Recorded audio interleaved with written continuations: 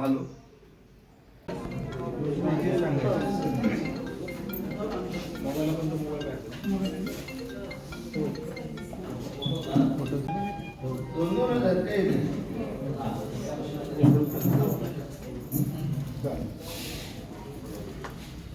रायगड जिल्ह्यामध्ये अध्यक्षपदाची चुरस फार मोठी होईल असं वाटत नाही आहे.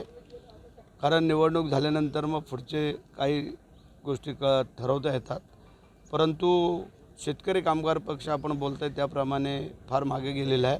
एकेकाळचा एक नंबरचा पक्ष आज मागच्या क्रमांकावरती आहे. पण असो, आम्ही आमचं काम करून आम्ही एक नंबरला येण्याचा प्रयत्न करतो.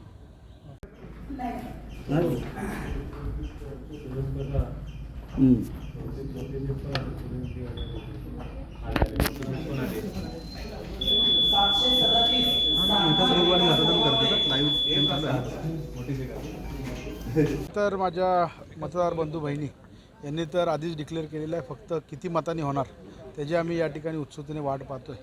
आणि मला पूर्ण विश्वास आहे की नाते जिल्हा परिषद मतदारसंघातील माझी जनता ही निश्चितपणे मला जे येणाऱ्या पहिल्यांदा जिल्हा परिषद मी लढतो त्यासाठी या ठिकाणी संधी देतील.